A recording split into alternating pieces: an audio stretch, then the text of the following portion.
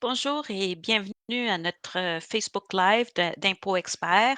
Mon nom, c'est Ida Chili et je serai votre co-animatrice aujourd'hui. Alors, c'est très facile. Dans les commentaires, vous nous posez vos questions fiscales. On se limite à une question, étant donné qu'on a juste 1 heure pour vous répondre. Et pour répondre à vos questions aujourd'hui, on a notre expert fiscaliste, Jerry Vitoratos. Bonjour Jerry, comment ça va? Bonjour Ida, comment ça va? Ça va bien? Oui, très bien. En forme?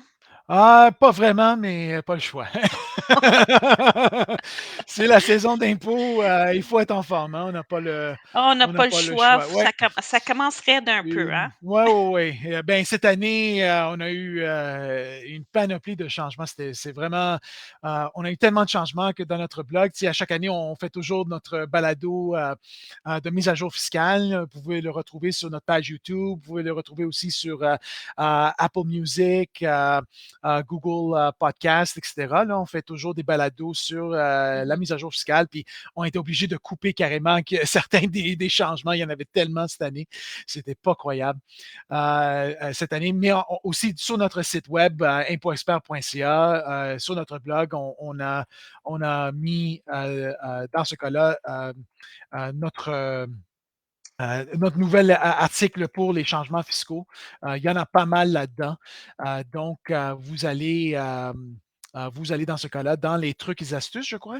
Attends, juste aller voir sur le site. C'est conseils et outils. Vous avez un blog d'impôt expert et vous pouvez aller directement pour consulter cet article-là. Bon, je pense qu'on a déjà notre première question. Yanzi, Ouais. bonjour Yanzi, ça va bien? Ouais, et fidèle, Yandy est toujours fidèle à ses Facebook Live, donc c'est parfait. Effectivement, effectivement. Bon, alors bonjour, j'ai le cas d'un aidant naturel, fils et mère, Mhm. mais cette année est particulière car la mère est C'est décédée. D. OK. De quelle façon on doit remplir la partie de la personne décédée? Pouvez-vous m'expliquer le processus, s'il vous plaît? OK, donc, OK, j'ai un cas, mais cette année particulière, la mère. OK, donc j'assume que la mère est une personne à charge. OK, je vais assumer dans ce cas-là que la mère est une personne à charge. Oui, aidant naturel, évidemment, c'est fils et mère, exactement. Dans ce cas-là, pour la mère, vous seriez obligé, dans ce cas-là, de créer un autre dossier pour elle, Yandy. Vous ne seriez pas capable, je ne pense pas que comme personne à charge, je vais juste aller voir 2 secondes si on peut rajouter cet état-là de décéder, mais il me semble que non. Non, on peut le faire. Non, non, il est là. OK, donc il faudrait juste cocher la case. Donc, quand vous allez dans le montage d'entrevue, dans le dossier de la mère, vous avez dans la première rubrique là, de la page à droite, vous avez situation spécifique. Cochez la case à côté de déclaration de particulier décédé. Et là, vous allez répondre aux questions sur la date de décès et les autres renseignements. Et là, le restant devrait se faire automatiquement. Vous devez être capable de réclamer des montants, par exemple, état naturel pour la mère aussi. OK, donc, ça devrait. Moi, je pensais qu'on ne pouvait pas, mais finalement, non. Le produit, vous voyez comment c'est chevronné ce produit-là. Ça vous donne beaucoup d'outils, là, vous pouvez le faire. OK, donc. Parfait. On passe à la prochaine question de Mélanie. Mhm, Bonjour Mélanie. Ma fille a fait du travail de bureau simple pour sa tante et elle lui faisait une facture aux 3 4 semaines avec des heures travaillées et cette dernière lui payait la facture. OK. Ma fille a reçu un T4A avec le montant gagné, moins de 500 à la case 48, service Ouais, rendu. ouais. Sa tante lui dit que c'est comme si elle est travailleuse autonome. Ma Mhm, question, comment déclarer cela? mhm. Lorsqu'on entre le T4A sur Impôt Expert, c'est indiqué qu'elle Ouais, doit remplir aussi le formulaire propriétaire d'entreprise, mais ma ouais. fille a aucune entreprise. Oui, Mélanie, dans ce cas-là, malheureusement, ça prend un revenu d'entreprise. Il faut rajouter un T21-25 parce que le revenu, à cause du fait que ça a été déclaré sur la case 48 du T4, ça, c'est considéré comme un travailleur ou travailleuse autonome. Donc, ça prend un T21-25 et l'équivalent du Québec, qui est le TP80. Donc, dans Impôt Expert, il faut rajouter la section pour le revenu d'entreprise. Même s'il n'a pas nécessairement une entreprise, il faut quand même rajouter cette section-là et saisir le T4A 48 directement là-dedans. Donc, Donc, vous allez constater quand vous êtes dans la section pour le revenu brut qu'on vous donne une option pour la case T4A, case 48. Il faut rentrer le montant identique dans cette case-là que vous avez saisi dans le T4A, dans le feuillet directement. Mais ça prend absolument, il faut le rajouter, on n'a pas le choix. Revenu d'entreprise, pas le choix. Parfait. La prochaine question de Anna Rossi. Bonjour Anna. Parfait. Bonjour. Si j'ai reçu deux T4 de la même compagnie, est-ce que je peux inscrire les montants total des deux ou dois-je les inscrire séparément? Anna, c'est séparément. La raison pour laquelle, c'est parce que vos gains assurables ne sont pas nécessairement. On peut pas combiner les gains assurables pour les fins de calcul de certains de vos retenus. Donc, par exemple, votre assurance emploi, exemple Régidirant du Québec, exemple RQAP. Donc, pour déterminer si vous avez assez payé ou trop payé, dans ce cas-là, il faut le faire individuellement par employeur. OK? Oui, effectivement, on va voir le cumulatif, mais en rajoutant le cumulatif, ça se peut que vous avez un droit à remboursement que si vous le cumulez, ça ne fonctionnerait pas. Donc, moi, je vous recommande fortement, dans ce cas-là, de les séparer, de faire deux T4 individuellement. Parfait. Hier, il y avait quelqu'un qui m'avait posé la question dans les commentaires Mhm, de du post. C'est Marcel Yamine qui mhm. demande comment sont traitées les ventes de parts d'une coop de taxi? Est-ce que ça génère un gain en capital? Les parts dans une coopérative de taxi, ça pourrait être ça pourrait être un achalandage, hein. Ça pourrait être dans ce cas-là un BIA. Ouais, c'est une coopérative dans ce cas-là. Vous avez une société de personnes dans ce cas-là. Ça part, oui, ça pourrait être un gain en capital. Ça devient un peu plus complexe. Ça pourrait être un gain en capital, mais ça pourrait être aussi un revenu dans. Non, même avec lui, ça serait un gain en capital. Oui, effectivement. Ça serait un gain en capital, mais vous irez par les amortissements habituellement. Ça va être la case 14.1, la catégorie 14.1 des amortissements. Habituellement, c'est là-dedans que vous allez indiquer cette vente-là habituellement. C'est là que vous allez l'indiquer. Parfait. On passe à la prochaine question de Sylvie. Mhm. Bonjour, je veux faire une déclaration pour indiquer que j'ai un conjoint le 31 décembre 2022. Cependant, Impôt Expert semble mettre moi et mon conjoint sur la même déclaration alors que je veux faire deux déclarations distinctes. Non, CV, c'est quand même deux déclarations distinctes. Ok, c'est pas comme aux États-Unis où on a le concept des déclarations jumelées. Là. Ça n'existe pas au Canada. Ok, ni au Québec. Là. Tu sais, au Québec, on fait deux déclarations distinctes. La seule affaire qui va arriver, c'est que quand vous allez déclarer, là, si je me souviens bien, je vais faire une déclaration et j'ai un conjoint au 31 décembre. Donc, quand vous allez déclarer votre conjoint, là, vous avez un changement d'état et vous déclarez votre conjoint, bien, les renseignements de votre conjoint vont apparaître sur la première page de vos déclarations fédérales et du Québec. Et c'est vice-versa. Ça va être la même chose pour votre conjoint. Votre conjoint va avoir vos renseignements sur son déclaration, sur sa déclaration de revenus aussi. OK? Mais il n'y a pas de déclaration jumelée. Vous allez avoir deux déclarations distinctes, mais vous les traitez ensemble pour être capable, par exemple, dans Impôt Expert là, vous avez le droit de transférer des montants entre vous, OK, du moment que vous avez un conjoint. Donc, le logiciel va transférer ces montants-là automatiquement pour vous. Mais sachez qu'il n'y a pas de déclaration jumelée, ça n'existe pas. Vous allez avoir deux déclarations distinctes, mais avec vos renseignements sur la déclaration de votre conjoint et les renseignements de votre conjoint sur votre déclaration dans ce cas. Parfait. On passe à la prochaine. Lynn Tremblay. Bonjour. Quel formulaire dois-je m'attendre à recevoir pour la vente d'actions d'une scie canadienne en 2022?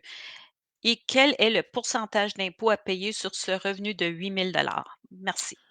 OK. Donc, quel formulaire dois-je m'attendre à recevoir la vente d'actions d'une compagnie canadienne en 2002? OK. Donc, ça dépend si c'est une compagnie qui est dans la bourse canadienne ou si c'est une compagnie privée.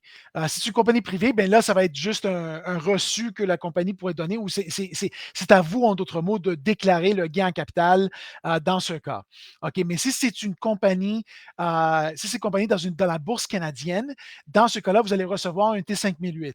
OK. Et ça va être T5008 qui va indiquer la transaction avec le coût et le gain en capital, avec le coût excuse-moi, le produit de position. Donc, si vous avez un gain de 8 000 j'assume que quand vous dites revenu de 8 000, j'assume que c'est un gain de 8 000. Dans ce cas-là, la moitié de ce gain-là serait imposable sur votre déclaration de revenus. Donc, au lieu d'être imposé sur 8 000, vous allez être imposé sur 4 000 Bon, en termes de qu'est-ce que vous avez payé d'impôt, ça, je ne le sais pas. Ça dépend de votre taux d'imposition avec vos autres revenus. Il n'y a pas, par exemple, un taux fixe d'imposition sur vos gains en capital. Les gains en capital se rajoutent avec vos autres revenus et c'est de là que, et en l'incluant avec vos autres revenus, ça va déterminer votre palier d'imposition des deux bords, autant au fédéral qu'au Québec. Donc, ça dépend. OK, ça dépend de votre situation fiscale, ça dépend des autres revenus que vous avez sur votre déclaration de revenus. OK, on passe à la prochaine question de Nestor. C'est un petit peu long, mais c'est correct. On va passer à travers. OK, Mhm. Nestor. 1. Pour le téléchargement des données de Québec, le numéro de l'avis de détermination ne fonctionne pas. Il n'existe pas un avis de quotidien. Comment est-ce que je peux le faire pour accepter mes renseignements? OK. OK. Pour cela, je pense que ça prend quand même. Mais pourquoi vous n'avez pas de numéro d'avis de cotisation? C'est-tu quelqu'un de nouveau dans le pays? Parce que habituellement, vous devriez avoir un avis de cotisation en quelque part. Si vous avez produit déjà une déclaration du Québec, parce que le gouvernement vous demande tout simplement l'avis de cotisation de la dernière déclaration que vous avez produit avec eux. Donc, vous devriez en avoir un là, à quelque part. Sinon, inscrivez-vous avec mon compte ou mon dossier de Revenu Québec et allez-y chercher votre avis de cotisation là. Et là, prenez le numéro puis saisissez-le. Parce que vous devriez l'avoir. OK. Après, Je ne sais pas quelles sont les pertes autres qu'en capital à reporter dans d'autres années. Le 17, hop, OK, on a perdu Ida. OK, je vais continuer avec la question. Je ne sais pas quelles sont les pertes autres qu'en capital à reporter d'autres années. 1000, 100, 1000 pour les années 2019. Nestor, pourrais-tu me donner plus de détails là-dessus? Euh, OK, OK, OK, je pense que je comprends. OK, donc les pertes autres qu'en capital à reporter d'autres années, c'est tout simplement soit des pertes d'entreprise ou des pertes de location.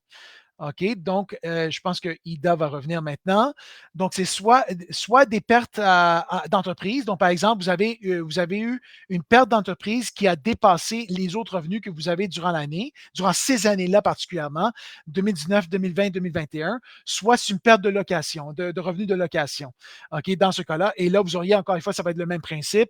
Les pertes que vous avez eues ont dépassé les autres revenus que vous avez eus durant ces années-là. Et là, vous avez des pertes que vous pouvez utiliser à l'encontre de n'importe quel autre revenu sur votre déclaration de revenus de l'année en cours. OK, donc ça, c'est ça qu'on veut dire par les pertes hautes en capital à reporter d'autres années.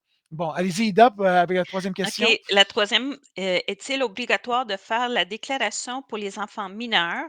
J'ai une fille de 14 ans qui a travaillé quelques mois l'année passée à McDonald's et elle a reçu un Mhm. document unique de paiement pour, pour les 15 jours, 15 mais ce n'est jours, pas ouais. une T4 ni un relevé 1. Comment faire sa déclaration?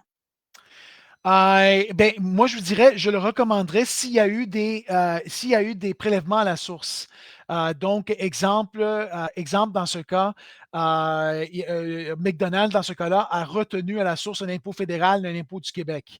Dans ce cas-là,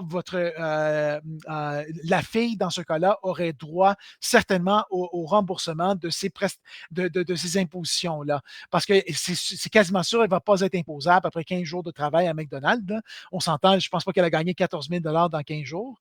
On s'entend. Donc, si McDonald's a prélevé de l'impôt à la source, oui, ça vaut la peine de faire la déclaration de revenus parce qu'elle va se faire rembourser ces prélèvements-là du côté fédéral et du côté du Québec. Donc, vous le cessez quand même dans un T4, même si vous n'en avez pas un. Et donc, vous le cessez là-dedans et les prélèvements, vous les cessez dans la case 22 du fédéral et la case E du Québec, du relevé 1. D'accord. On passe à la prochaine. Sandrine. Mhm. Bonjour, je suis travailleur autonome et je me demandais si les taxes de vente qu'on doit payer lorsque notre revenu dépasse la barre de 30 000 s'appliquent sur les revenus dépassant 30 000 seulement ou sur les revenus, ou tous les revenus. Exemple, si je faisais 35 000 une année, est-ce que je dois payer les taxes sur le 5 000 ou sur le 35 000 au complet? Non, c'est vraiment à partir du quart de l'année où vous avez dépassé le seuil, où vous avez dépassé. Donc, ça serait le 5 000 dans ce cas-là. Encore une fois, je vais être honnête avec vous, là, je ne suis pas aussi connaissant du côté des taxes de vente là, que je suis sur l'impôt sur le revenu. Mais je pense que le principe, c'est vous commencez à remettre dans le quart de l'année dont vous avez dépassé ce seuil-là. Donc, qui veut dire, dans votre exemple, là, ce serait sur le 5 000 et non pas sur le 35 000 dans ce cas, d'après moi. OK, la prochaine question est de Michel. Bonjour Michel. Parfait.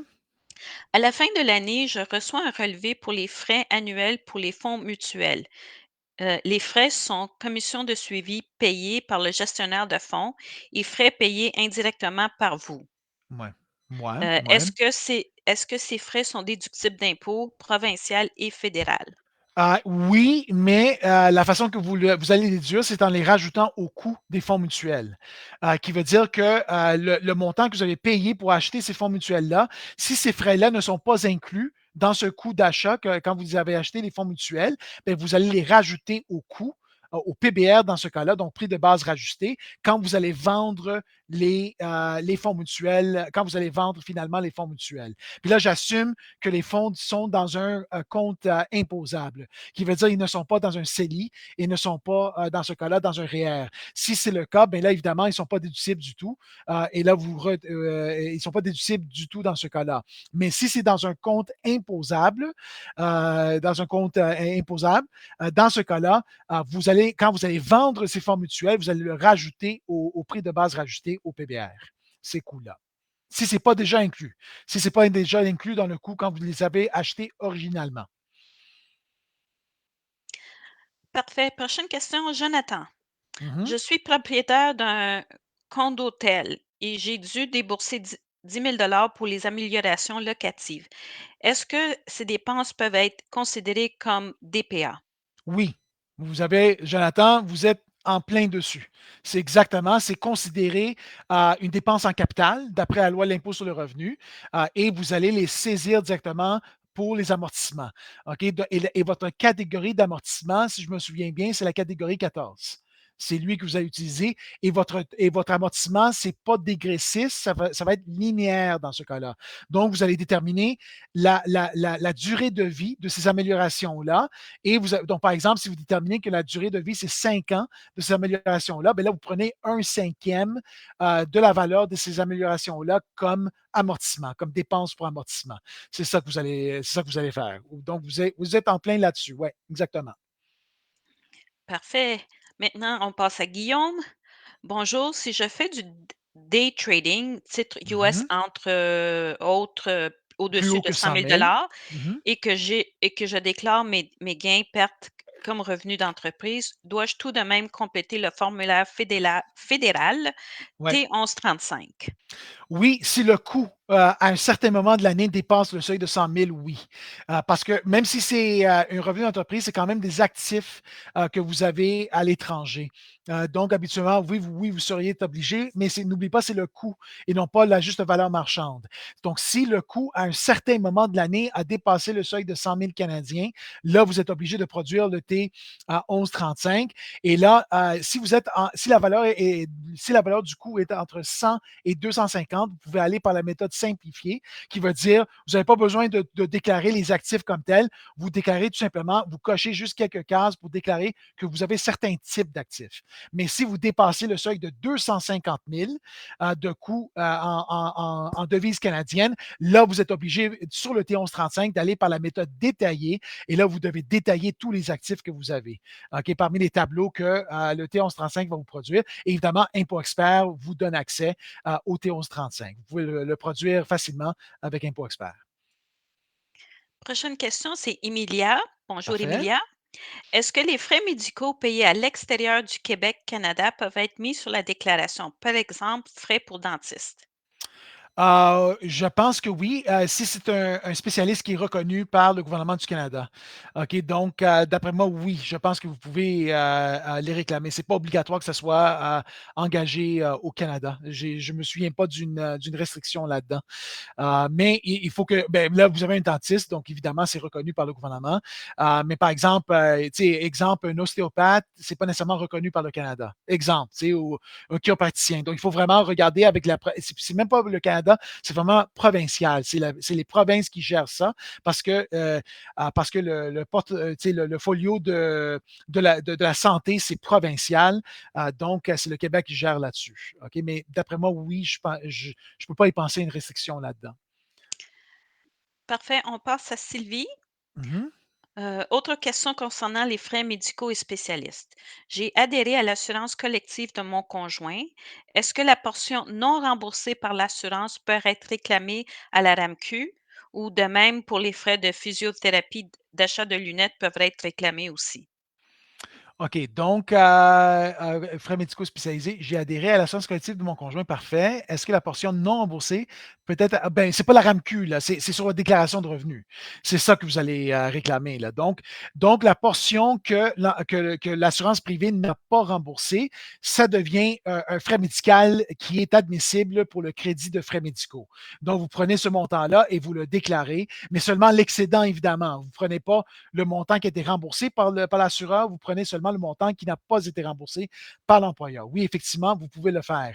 Vous pouvez aussi, puis beaucoup de monde vont oublier ça, vous pouvez aussi réclamer pour les frais médicaux les frais d'assurance que vous payez. Donc, par exemple, les frais que vous payez pour avoir l'assurance privée, ça, c'est aussi admissible pour les frais médicaux, pour le crédit pour frais médicaux. OK, ça, c'est aussi admissible.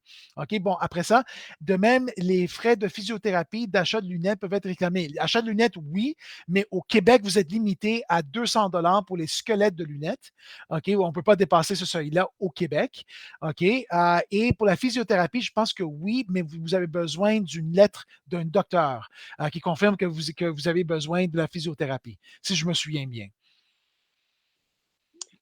Parfait, on passe à Doris. Mhm. J'ai vendu un terrain en 2022. J'étais propriétaire d'un jumelé et en 2022. Si je déclare comme résidence principale à raison des années passées à 6-7 mois par année durant 9 ans, 9 ans. Ouais. durant ces 9 ans, j'étais locataire et non propriétaire. J'avais une roulotte mobile installée durant ces mois de ces 9 ans. Est-ce possible? J'ai vendu un terrain en 2022. J'étais propriétaire d'un jumelé. J'ai déclaré comme résidence principale à cause des années passées. OK, donc vous avez eu deux propriétés, là, si je comprends bien. J'ai vendu un terrain en 2022. J'étais propriétaire d'un jumelé en 2022. Si je déclare comme résidence principale à raison de mes années passées à 6-7 mois par année durant ces 9 ans, j'étais locataire et non pas propriétaire. Je suis peu confus, Doris. Je ne suis pas sûr si j'avais une roulotte mobile installée durant ces mois, dans ces 9 ans.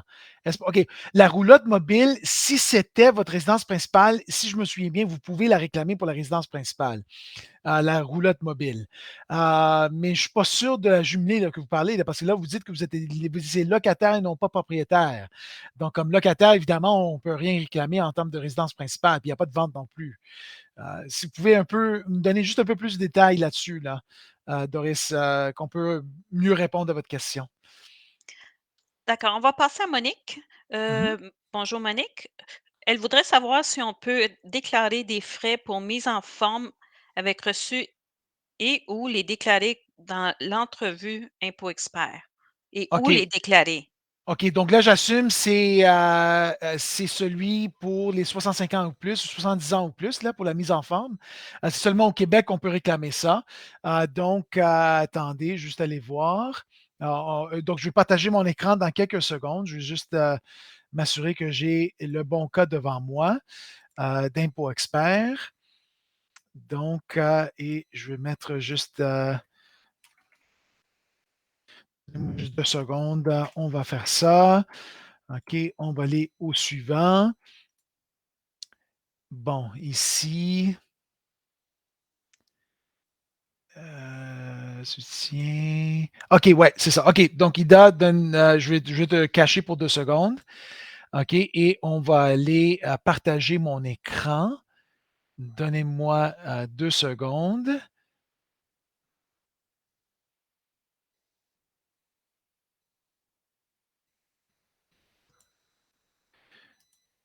Donc, voilà. Et, oups, non. Voilà. OK, donc je suis là. Donc, vous voyez ici que je suis dans l'entrevue. OK, dans le dossier du client, dans le dossier, vous allez voir que vous avez une section dans le navigateur de gauche qui s'appelle Crédit d'impôt du Québec. OK, donc vous cliquez là-dessus, Crédit d'impôt du Québec, et là, vous allez voir ici la section qui s'appelle Crédit d'impôt pour activités des aînés. OK, donc cliquez ici sur le signe de plus et là, vous avez ici activité physique, activité culturelle. OK, donc saisissez les montants directement là-dedans. Sachez que j'ai une mauvaise nouvelle pour tout le monde, que pour 2023, ce crédit-là va être aboli, malheureusement. OK, donc juste vous prévenir, c'est un des changements de cette année. Donc, c'est applicable pour 2022. Vous êtes encore admissible pour 2022, mais malheureusement, à partir de 2023, là, donc l'année calendrier qu'on se retrouve présentement, ce crédit-là est aboli maintenant. OK, donc on va cacher, on va ramener Ida. Et voilà, donc Ida est de retour. Hop, OK. OK, voilà, On passe à la prochaine question. Monsieur Pierre Durocher, parfait. quelle section un g doit-on remplir pour un gain en capital d'action de compagnie? OK, ben, c'est la même section que quand vous avez des actions, là, il n'y a pas de différence. OK, Ida, je te cache encore une fois, je m'excuse, je suis tellement méchant. Et, on revient ici. Et on va faire celui-là. Voilà. Donc, pour le gain en capital, pour une vente d'une compagnie, bien, tout simplement, vous allez dans le montage d'entrevue. OK, donc je clique ici sur montage d'entrevue. Vous allez avoir dans ce cas-là les revenus et frais découlant d'investissement. Et là, vous allez voir la section ici qui s'appelle gain ou perte en capital. OK, vous cochez cette case-là dans le montage d'entrevue, encore une fois. Vous cliquez sur suivant. Et là, dans le navigateur de gauche, vous allez constater la section qui s'appelle gain en capital. Donc, le voilà. Gain en capital et PTPE. Vous l'avez ici. Et là, vous allez dans parmi. Donc là, ça dépend de la compagnie aussi. Si c'est une compagnie, par exemple, la section standard, ça serait actions, fonds mutuels et autres biens non amortissables, à moins que vous avez vendu des actions dans une compagnie privée qu'on peut considérer comme des actions admissibles de petite entreprise. Et là, dans ce cas-là, vous cliquez là-dessus et vous auriez accès dans ce cas-là à la déduction de gain en capital. Mais ça dépend du cas. Là. Je n'ai pas ces détails-là. Donc, habituellement, ça serait actions, fonds mutuels et autres biens non amortissables. Donc, on va cacher cet écran-là. Malheureusement, on a perdu Ida. Ah, Ida est de retour. La revoilà. Donc, Ida, on ne te voit pas pour une raison que j'ignore présentement. Bon, OK. Je vais recacher Ida, malheureusement, et on continue. Ah, OK, te revoilà. OK. C'était bizarre, c'était comme un écran bleu, là. On ne te voyait pas. OK, Désolée, la caméra se ferme automatique. OK, parfait. Bon, OK, on continue. C'est qui le prochain ou On la prochaine? continue, on va avec Sylvie. Oui, Hem, j'ai reçu un relevé de mon assureur vie pour un prêt. C'est Est-ce quand même un revenu? pour un prêt. J'ai reçu un relevé de mon assureur vie pour un prêt. Elle a Mais dû là, faire c'est. un prêt contre le montant de ses OK, assurances. ouais, ouais, ouais. Ah, ouais, ça, c'est une bonne question. Ça, Sylvie, on vous revient là-dessus. Je vais être honnête avec vous, là, je suis pas sûr dans ce cas-là pour le prêt. Parce qu'habituellement, les fonds que vous recevez des assurances vie ne sont pas imposables habituellement. Mais un prêt, probablement, mais je ne suis pas sûr où exactement. On vous revient là-dessus. On va vous Est-ce revenir qu'elle a là-dessus. reçu un formulaire T4A ou quelque chose Hmm. pour le montant? Oui, c'est quoi le relevé que vous avez reçu? Là? Puis habituellement, le relevé devrait vous indiquer comment le déclarer, ce montant-là. OK. OK, on continue. On continue avec Cilia. Mhm. Bonjour, je veux valider dans le cadre de télétravail. Ouais, On a-tu le droit de calculer les frais hein, TT non, calculer les frais en tant que propriétaire ou propriétaire, bien on a pour le 500? ouais, Sur quelle base les allocations familiales sont calculées? Lunettes de vue, on m'a remboursé un montant par l'assurance privée. Dois-je ouais. mettre l'écart dans les frais médicaux? OK, donc premièrement, pour les lunettes, je pense que je l'avais expliqué avec l'autre question que j'avais répondu là. Donc, oui, effectivement, vous réclamez l'excédent, donc en d'autres mots, le montant que l'assurance privée ne vous a pas remboursé. OK, c'est ça que vous réclamez comme pour les frais médicaux, pour les lunettes, mais n'oubliez pas que vous êtes limité à 200 $ pour les squelettes. OK, donc vous avez, pour le Québec particulièrement, OK, pas pour le fédéral, mais pour le Québec, vous êtes limité. En termes du télétravail, les frais de propriétaire, ça dépend. OK? Si vous êtes un employé à commission ou si vous êtes un travailleur salarié, ça dépend de ça. Si vous êtes un travailleur salarié, malheureusement, il n'y a aucune dépense qu'on peut réclamer comme frais de propriétaire. Donc, par exemple, vos assurances, vos intérêts d'hypothèque, etc. Ça, on ne peut pas réclamer. Comme salarié, on peut seulement réclamer l'électricité, le chauffage, l'Internet résidentiel, etc. Et quelques fournitures. Et c'est tout. C'est ça qu'on peut réclamer. Bon, en termes du 500 que vous mentionnez, là, celui-là, on parle maintenant de la méthode qu'on appelle la méthode AutoFix. Et la méthode AutoFix, on peut. Donc là, cette méthode-là, c'est qu'on réclame une déduction. Au lieu de réclamer les frais détaillés dans ce cas-là, donc des frais actuels qu'on a dépensés pour la maison, dans le bureau à domicile, on réclame dans ce cas-là un montant forfaitaire de 2 par jour qui est fixé par le gouvernement et c'est 2 par nombre pour les jours de travail qu'on a eu durant l'année. OK? Durant l'année. Donc, le 500, c'est le maximum qui veut dire qu'on peut seulement réclamer jusqu'à 250 jours de travail pour la méthode TOEFIX. Mais sachez que les critères pour réclamer la méthode TOEFIX, c'est que vous étiez obligé de travailler de chez vous à cause de la COVID. OK? Et non pas, c'est votre contrat de travail avec votre employeur maintenant en permanence. OK? Donc, faites attention là-dessus. Si, par exemple, votre employeur a fermé leur bureau en permanence et là, vous travaillez de chez vous, ça fait partie de votre contrat, là, la méthode AutoFix n'est pas applicable pour vous. Elle n'est pas disponible pour vous. C'est seulement pour ceux qui sont encore obligés de travailler de chez eux à cause de la COVID. Et ça prend au moins 4 semaines consécutives durant l'année que vous avez travaillé de chez vous et que vous travaillez plus de 50 du temps de chez vous. OK? Donc, ça, c'est les critères pour réclamer le 500 Bon, sur quelle base les allocations familiales sont calculées? C'est sur votre revenu net. OK? Donc, le plus de revenus que vous avez gagné, le moins d'allocations familiales vous allez recevoir, autant au fédéral qu'au provincial. Il y a plusieurs montants, je ne les ai pas en tête présentement, mais sachez que Impôt Expert va vous donner un estimatif automatiquement. Là. Il va vous calculer un estimatif pour vous. Et je continue avec, Célia parce qu'elle pose une autre question. Elle a toujours utilisé notre logiciel pour ses déclarations étant donné qu'ils étaient simples. Sa question, est-ce que notre logiciel optimise le tout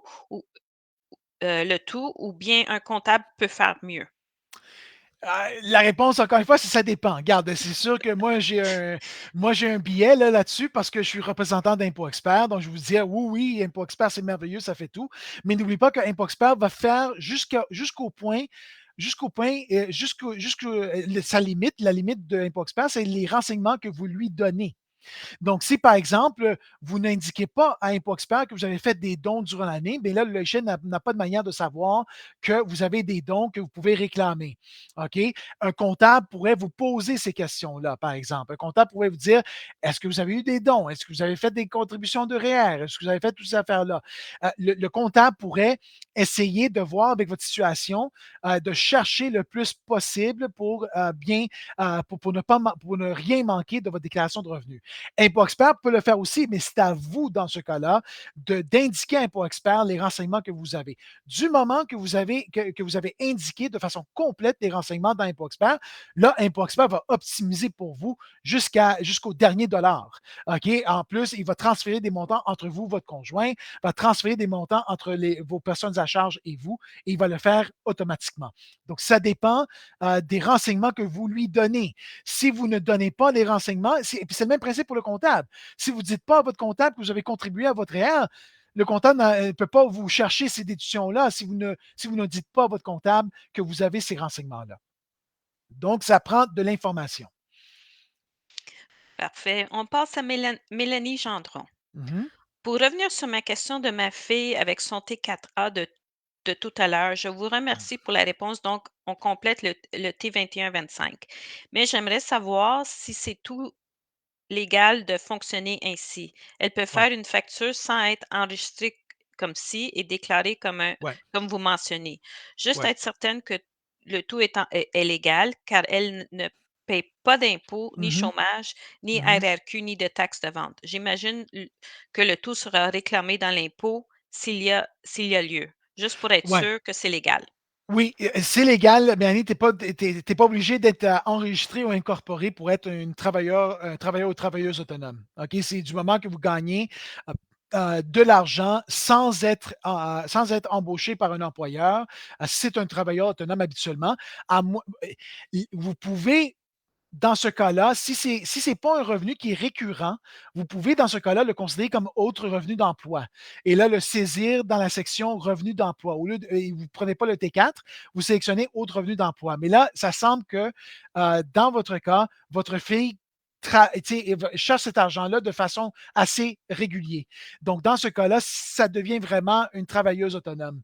OK, dans ce cas-là, et vous produisez un T21-25. Mais ce n'est pas obligatoire d'être enregistré avec le gouvernement là, pour déclarer ce revenu-là comme travailleur ou travailleuse autonome. Vous n'êtes pas obligé. Parfait. Maintenant, on passe à Ginette. Parfait. Bonjour, j'ai reçu de contribution à un REER de 5 000 fait en 2020, mais j'ai utilisé comme puis-je le déclarer en 2022 avec Impôt Expert? Non. Malheureusement, Ginette, il faut faire un rajustement de votre déclaration 2020 pour le déclarer. Qu'est-ce que vous pouvez faire? C'est que vous pouvez faire un rajustement pour 2020, le déclarer et le reporter à une année future. Mais on ne peut pas juste le rajouter à votre 2022. Ça ne fonctionnera pas. Le gouvernement va vous rejeter tout simplement quand vous allez transmettre la déclaration de revenus avec Impôt Net. Revenu Canada va vous rejeter tout court parce que le montant, eux, ils n'ont pas ce montant-là dans leur banque de données. Donc, ils vont le rejeter carrément. Donc, ça prend un rajustement. La meilleure façon de le faire, ce que moi je vous recommande, c'est d'aller par mon dossier de l'ARC et mon dossier de Revenu Québec. Sur leur site, vous pouvez amender et faire des changements sur vos déclarations de revenus. Donc, allez-y, allez-y par ces portails-là en ligne et rajustez vos déclarations 2020 pour les deux paliers.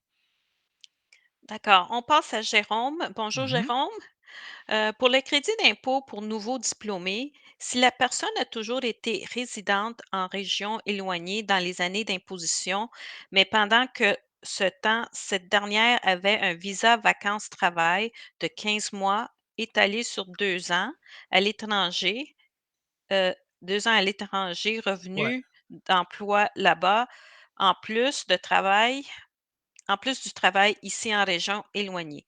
Est-ce que ce séjour à l'étranger pourrait la rendre inadmissible au crédit d'impôt pour la partie de travail gagnée au Québec en région éloignée? T'as-tu compris? Ouais, c'est une très bonne. Ben oui, qu'est-ce qui arrive, c'est que c'est une résidente qui travaille là, qui gagne un revenu là-bas, mais elle n'était pas physiquement dans la région éloignée. C'est ça la question. Là, c'est ça la question. On va voir. Vous avez travaillé habituellement dans une région éloignée pour une entreprise que votre employeur a exploitée dans cette région.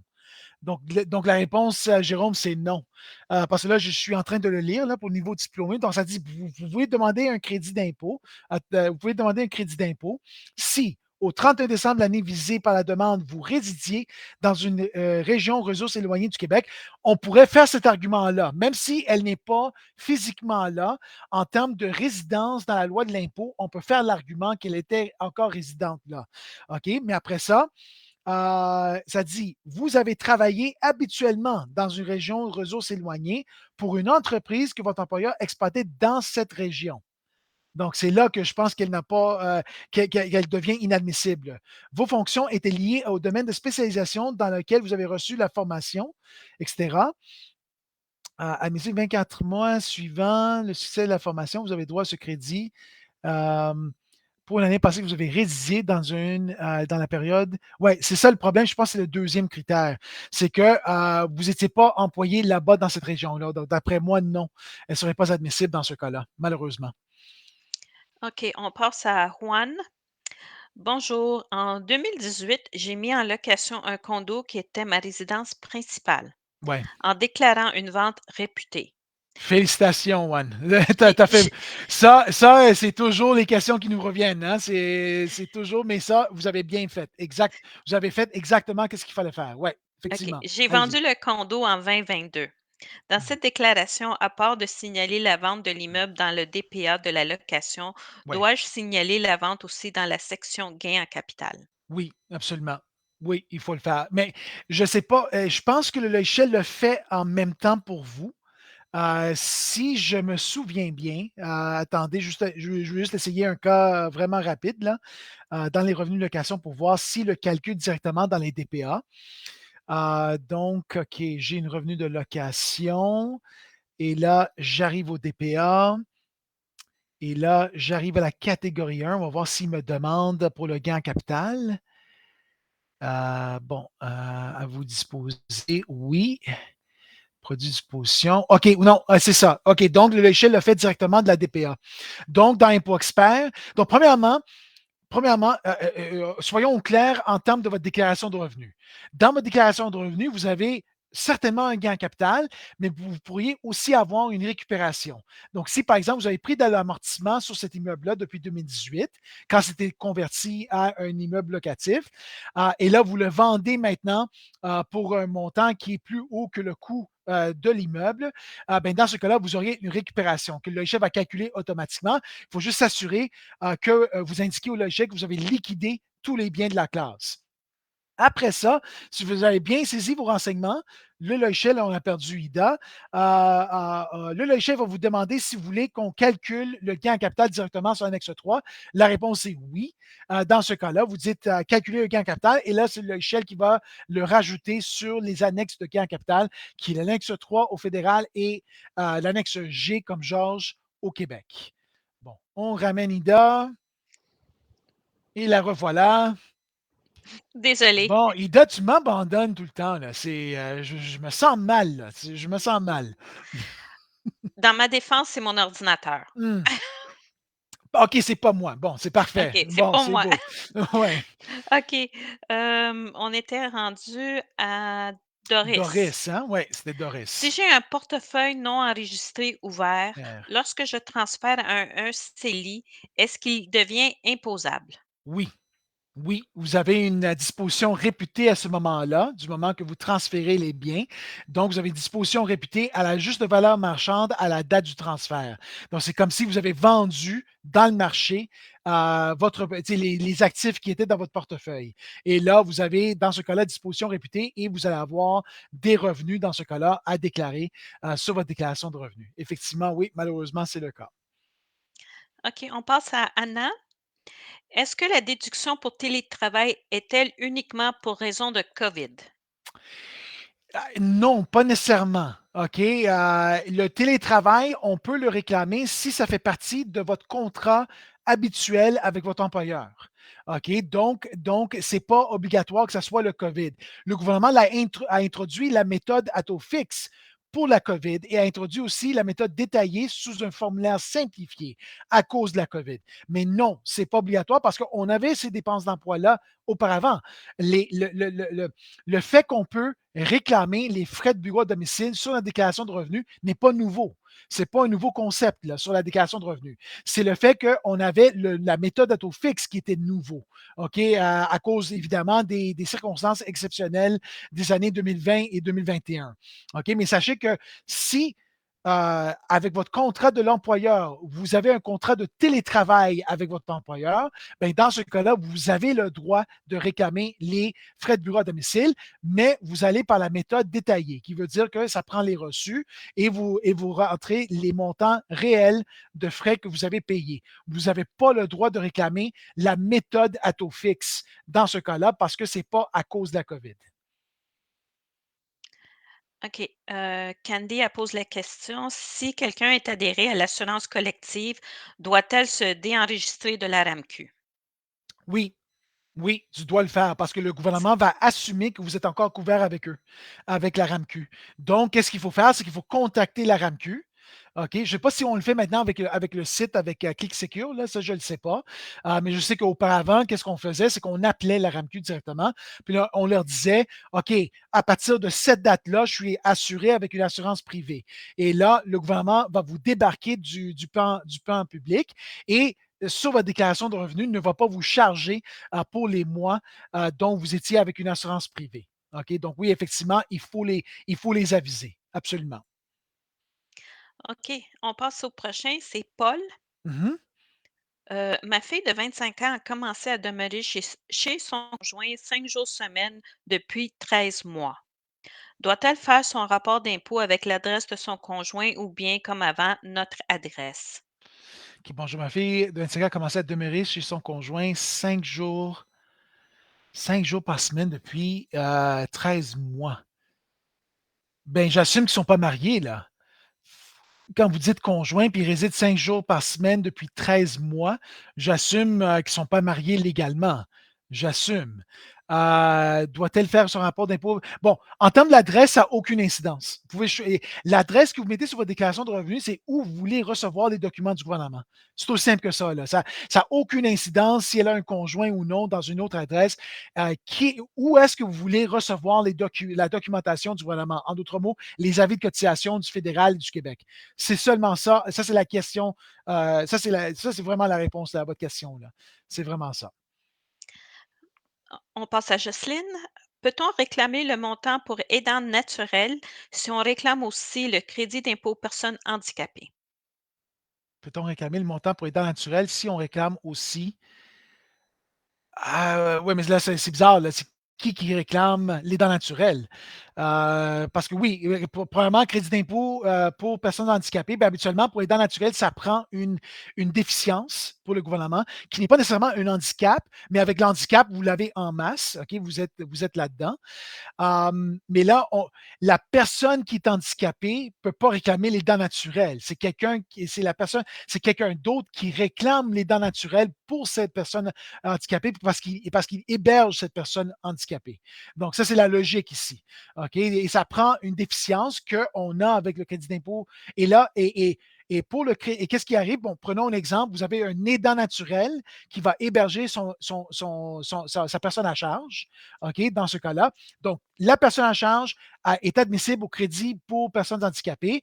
Donc, les dents naturelles, maintenant, a le droit de prendre les dents naturelles parce qu'on a une déficience officielle. OK? Et deuxièmement, si la personne en charge ne réclame pas son plein crédit d'impôt pour personnes handicapées, donc s'il lui reste le montant excédentaire, donc, en d'autres mots, la personne handicapée n'avait pas besoin de son plein crédit pour réduire son impôt fédéral à zéro dans ce cas-là, ben, le montant excédentaire est transférable à l'aidant naturel, le montant excédentaire. Donc, c'est comme ça que ça fonctionne. La logique ici de aidant naturel et de crédit d'impôt pour personnes handicapées. OK, on revient à Doris. Oui. J'étais locataire pendant que j'étais propriétaire du terrain jusqu'en juin 2021. Donc, admissible résidence principale pour le terrain durant les 9 années où j'avais une roulotte mobile sur ce terrain. Je peux aussi déduire les frais d'amélioration sur le terrain. Ouais, mais là, donc le terrain était le vôtre, mais la roulotte ne l'était pas. Donc, si je comprends bien.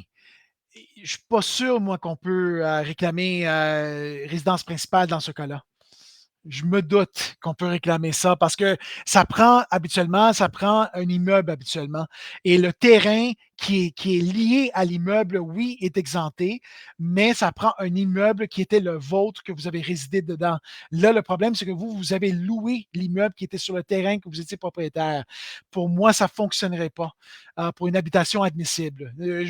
D'après moi, vous ne rencontrez pas la définition d'habitation admissible, de logement admissible pour les fins de résidence principale. D'après moi, vous ne serez pas admissible. OK, on revient à Sylvie. Elle a Mhm. dit, c'était un prêt qu'elle avait contracté auprès de son assureur vie et elle a OK. reçu un relevé T5. T5. T5. Ben, dans ce cas-là, ça serait un revenu d'investissement, dans ce cas-là, comme un revenu d'intérêt, mais habituellement, un prêt, c'est pas un revenu, habituellement. Quand on prête de l'argent d'une banque, c'est pas un revenu qu'on déclare habituellement parce que là, il faut le repayer. C'est un prêt. Donc, pour moi, c'est pas un revenu. Mais on va se renseigner là-dessus. Mais d'après moi, c'est pas un revenu, à moins que vous avez gagné des revenus sur ce prêt-là. Vous avez utilisé ce prêt-là pour gagner un revenu à quelque part. Mais un prêt, habituellement, c'est pas un revenu, habituellement. On ne le considère pas comme un revenu. D'accord, on passe à Monique Caron. Mhm. Bonjour. Pour l'aide aux aînés à domicile 70 ans et plus, je les inscris où dans l'entrevue d'impôt expert et quel est le montant maximum familial pour y avoir droit? OK, donc ça, on parle maintenant du soutien aux aînés, non pas au soutien aux aînés, mais le maintien à domicile. OK, donc je les inscris où dans l'entrevue d'impôt expert? OK, je vais vous montrer dans ce cas-là. Donc, OK, Ida, je vais te cacher pour 2 secondes. Là, on va. OK, ouais, je suis correct. OK, voilà. Et là, on arrive là. Donc, du moment que vous avez la personne qui est plus que 70 ans, OK, dans l'entrevue, OK, vous allez constater dans le menu de gauche, attends, je vais juste cacher la question parce que vous ne voyez pas mon menu. Dans le menu de gauche, vous allez constater ici qu'une section va apparaître qui s'appelle Service de maintien à domicile. OK, donc c'est là que vous allez le saisir. Donc, vous cliquez sur Service de maintien à domicile et là, vous choisissez la catégorie appropriée. Est-ce que c'est la propre maison? Est-ce que c'est un immeuble de logement ou est-ce que c'est une résidence privée pour personnes aînées? OK, donc ça dépend du cas. Là, vous allez cliquer dessus et vous allez saisir les dépenses directement là-dedans. OK, donc c'est une section qui va se générer automatiquement. Vous n'avez pas besoin de retourner dans le montage d'entrevue. Ça va sortir automatiquement du moment que vous rencontrez les critères dont le client, excusez-moi, c'est donc la personne à 70 ans et plus. Et là, vous choisissez la catégorie appropriée et vous réclamez le montant. En termes du crédit, il y a beaucoup de facteurs qui pourraient jouer là-dedans. Carrément, je pourrais vous donner un cours là-dedans sur les montants qu'on peut réclamer. Là, ça serait un cours d'1 heure au moins. Il y a beaucoup de critères, mais sachez que c'est là-dedans que vous pouvez le réclamer. Bon, on ramène Ida et la revoilà. Bon, on Parfait, on continue. passe à Brahim. Parfait. J'ai 3 enfants, 16, 19 et 20 ans, étudiants à temps plein. Hmm, Ils ont des revenus à déclarer et qu'ils habitent chez moi. ouais. Est-ce que je peux faire les déclarations de mes 3 enfants ainsi que la mienne et celle de ma femme avec le même compte impôt expert? Oui, vous devez être en mesure de le faire. Puis en plus, c'est recommandable parce que le logiciel va transférer les frais de scolarité excédentaires que vos enfants n'ont pas besoin. Le logiciel va les transférer directement dans ou la déclaration de votre conjoint. OK, le logiciel va le faire automatiquement. Ça, c'est des cas très simples habituellement. Je ne pense pas que vos enfants ont des déclarations complexes là, de déduction de gain capital, des affaires comme ça. Là. Donc, comme personne à charge, vous pouvez facilement traiter vos enfants avec vous à l'aide d'impôt expert, même que, comme on avait vu auparavant, que j'ai constaté qu'on peut même produire des déclarations de décédés là, dans une personne à charge. Donc, aucun problème là-dessus. Oui, effectivement, puis vous êtes mieux servi de les avoir comme personne à charge dans vos dossiers. Comme ça, vous pouvez réclamer les montants qui sont transférables. OK, Célia, c'est une question complémentaire pour les lunettes et les frais médicaux. Ouais. Détail, monture, verre et la consultation. Est-ce que les 200 est pour la monture ou bien pour l'ensemble des frais? Non, la monture. On ne peut pas dépasser le seuil de 200 pour la monture. OK. Doris, ça pose une question concernant les dons de charité. Est-ce Ouais. que tous mes dons reportés de 2018 doivent être déclarés en 2022? C'est le calcul du 5 ans ou je peux en mettre en 2023, déclarer une partie des dons de 2018? Ben 2022, je pense, c'est la dernière année que vous pouvez réclamer ces dons-là. Donc, vous êtes obligé de les prendre. Sinon, vous allez les perdre. Donc, légalement, on peut seulement les reporter pour 5 ans. Donc, le report, c'est quoi? 19, 20, 21, 22. Non, 23. 23 devient la 5e année dans ce cas-là. Donc, si 20, ouais, c'est vraiment 5 ans. Donc, dans ce cas-là, non, on inclut, je pense, 2018. Donc, 2022 devient la dernière année.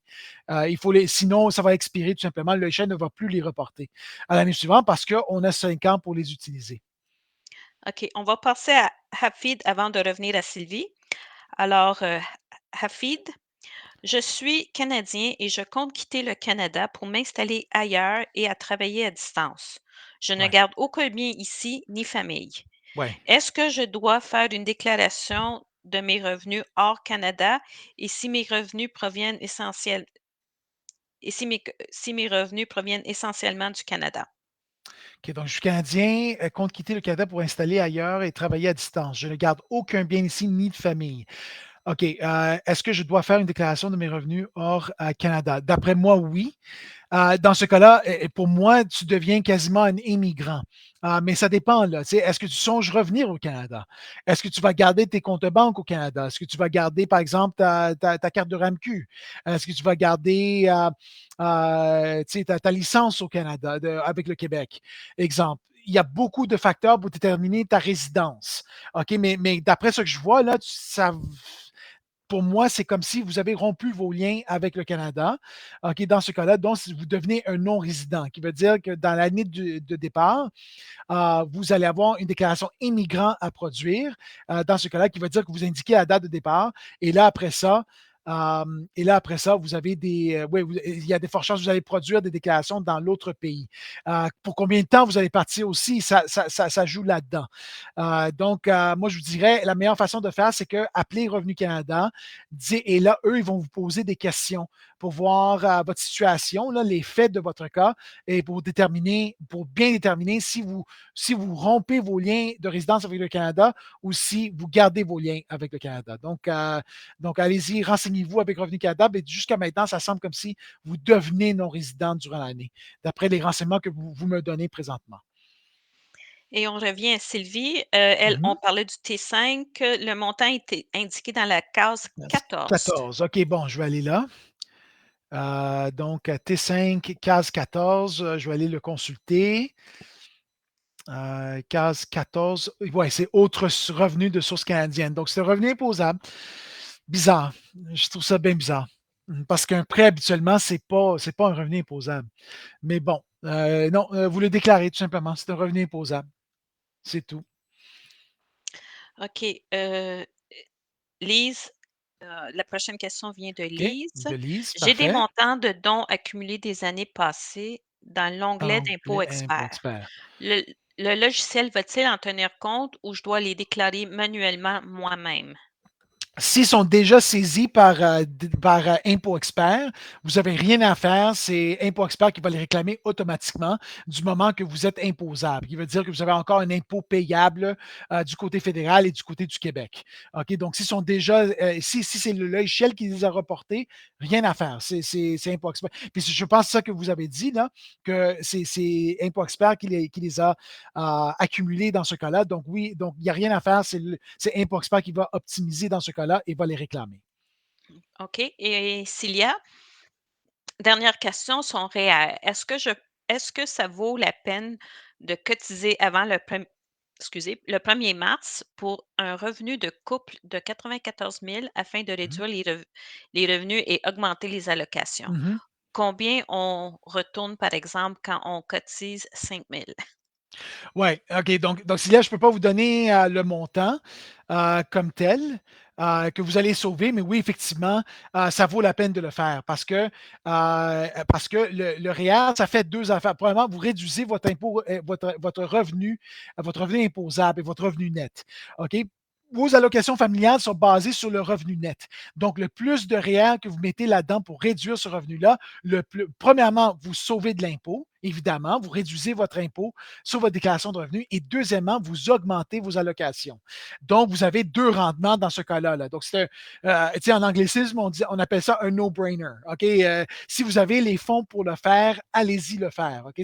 Et puis, particulièrement, si vous avez des enfants de moins de 6 ans. C'est parce que là, vous avez le supplément en plus. OK? Pour l'enfant de moins de 6 ans. Donc, faites-le absolument. OK? Allez-y haut la main. Là, puis, en termes du montant, je n'ai pas ces chiffres-là parce que ça dépend, il y a quand même un calcul qui se fait, puis ça dépend aussi des enfants, de l'âge de vos enfants, le nombre d'enfants que vous avez et votre revenu net. Donc, il y a beaucoup de facteurs à considérer, mais ça vaut la peine. À 94 000 combinés, là, ça vaut la peine. Absolument. OK. Est-ce qu'on m'entend? Oui, oui, OK. moi je Non, t'entends. c'est Moi je beau, t'entends. il y a OK. quelque chose qui s'est passé bizarre dans mon oreille. OK. Alors, on passe à Jocelyne. Les soins de massothérapie sont-ils déductibles comme frais médicaux? Hum, si vous avez une note de docteur, oui. Mais sinon, oubliez ça. Pour moi, le gouvernement va vous obstiner là-dessus. Si vous n'avez pas une note de docteur qui dit que vous en avez besoin. Mais pour moi, habituellement, le gouvernement est très strict là-dessus, sur la massothérapie. Parfait. Rebecca, l'année passée, c'était ma première fois à déclarer le télétravail à cause de la COVID. Oui, J'ai fait la déclaration détaillée et tout semblait bien. oui. Quelques mois plus tard, j'ai reçu un appel de Revenu Québec car je n'ai pas bien fait Fait ma ma déclaration. déclaration, mais le tout était réglé par téléphone. Il y a quelques semaines, j'ai reçu un courriel de l'ARC. Oui. On me demandait Documents d'envoyer beaucoup reçus, de ouais. documents reçus que j'ai pas gardés. Ça fait pas longtemps que j'ai fait Les impôts Canada, je n'ai pas et j'ai l'habitude de garder les reçus. Ce que je ferais cette année, ouais, ouais. Mais là, Rebecca, je pense que tu as appris maintenant la leçon ici qu'il faut toujours garder tes reçus au moins 7 ans, OK, parce que le gouvernement pourrait vous les redemander. Je voulais savoir qu'est-ce que je pourrais faire. Regarde, ça dépend, Rebecca, peut-être que vous avez juste commis une erreur en termes de télétravail. La demande que le gouvernement vous a fait, l'ARC, est-ce que c'était lié au télétravail ou d'autres montants que vous avez réclamés? Parce que je soupçonne dans ce cas-là est-ce que c'est lié peut-être à d'autres réclamations que vous avez faites. Par exemple, frais médicaux ou les dons. Donc, le gouvernement va toujours, si vous avez des gros montants là-dedans, le gouvernement va toujours vous demander des renseignements additionnels. OK, donc c'est ça qu'il faudrait vérifier là-dedans.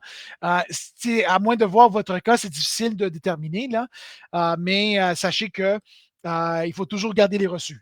Toujours, toujours, toujours. Il faut les garder 7 ans au moins, parce que le gouvernement peut toujours revenir 7 ans en arrière pour vous demander des renseignements. C'est à cause du télétravail. OK, donc vous avez réclamé détaillé, qui veut dire qu'il vous demande vos reçus pour les montants que vous avez déduits. Par exemple, le chauffage, le chauffage, par exemple, le loyer, par exemple, vos frais d'Internet, etc., etc. Donc, dans ce cas-là, il faudrait voir le pourquoi que le gouvernement a fait ça. Probablement que vous avez trop, peut-être que vous n'avez pas fait le proratage, peut-être, de votre frais de bureau à domicile, parce que n'oubliez pas que pour les frais de bureau à domicile, il faut prorater d'après la superficie de votre maison, de votre bureau à domicile vis-à-vis la superficie de votre maison. Donc, vos frais doivent être proratés. Peut-être c'est la raison, je ne le sais pas. Il faudrait vraiment voir votre cas. À part de ça, c'est difficile de déterminer. OK, on ne prend plus de nouvelles questions Ouais, parce passer qu'on une on heure. oui, Ouais. c'est 1 heure. Célia voulait mentionner qu'elle avait c'était 2 enfants âgés 3 et 6 ans. Ah, allez-y. S'il y a là, pensez-y même pas là. Si vous avez 5 000 de disponibles à rentrer dans votre REER, allez-y. À votre revenu, là, vous êtes déjà, je suis pas mal certain que les deux parmi vous, au moins un parmi vous, vous êtes déjà dans le deuxième palier d'imposition, là, au moins. OK? Donc, déjà là, c'est payant pour mettre dans votre REER. Puis en plus, à 94 000 combinés avec deux enfants de 6 ans et moins, là, no-brainer, là. Allez-y haut la main. Puis Allez-y. Yenzi voulait faire une petite contribution. Il disait: «On économise à environ 386 par chaque 1 000 qu'on met dans un REER». C'est ce qui est remarqué quand Oui. lui fait ses impôts. Oui, mais Yenzi, c'est ta situation. Mais merci Ben, quand c'est même ça. pour C'est nous aider, là. Mais, merci. Mais ça, c'est du cas par cas. Hein. C'est exactement. vraiment c'est du cas par cas là, quand on le fait ici. OK? Alors, vous allez avoir accès aux vidéos par la suite sur Facebook ainsi que sur notre post YouTube. On a un site web où ce qu'on a des blogs. Quoi d'autre, Ouais. Jerry? Tu peux y aller? Oui, oui, c'est donc impoexpert.ca, OK, notre site. Vous avez accès dans ce cas-là à des blogs d'impôts. Donc, on a notre blog d'impôts où on vous indique beaucoup de renseignements sur la déclaration de revenus. Donc, allez-y, n'hésitez pas dans ce cas-là d'aller vous renseigner. Par exemple, on vient juste de poster les changements de la déclaration de revenus de cette année. Donc, allez-y, vous renseigner là-dessus. OK, n'hésitez pas à aller là-dedans. On a notre page YouTube où on fait des vidéos d'instruction aussi. On fait notre balado là-dedans aussi où on vient juste de parler des changements fiscaux qui viennent cette année. Donc, n'hésitez pas à aller sur YouTube, sur notre page YouTube Impôt Expert. OK? Donc, on a beaucoup de ressources pour vous aider dans la production de vos déclarations de revenus. Donc, n'hésitez pas à utiliser les ressources qu'on vous donne gratis. On donne tout ça gratuitement. OK? On vous donne tout ça gratuitement. Là, on ne vous demande absolument rien. Donc, voilà. Parfait. Alors, ça conclut notre premier Facebook Live pour la saison fiscale 2022. Alors, peut-être d'ici 2 semaines, on aura un autre. La date n'est pas encore déterminée, mais suivez-nous sur Facebook. Il sera, il va y avoir un événement qui sera affiché. Alors, Jerry, Donc, merci merci. beaucoup. Oui, merci tout le monde. Donc, passez une belle journée puis passez une très bonne saison d'impôts tout le monde. Merci. D'accord. Merci, bonjour. Bonjour.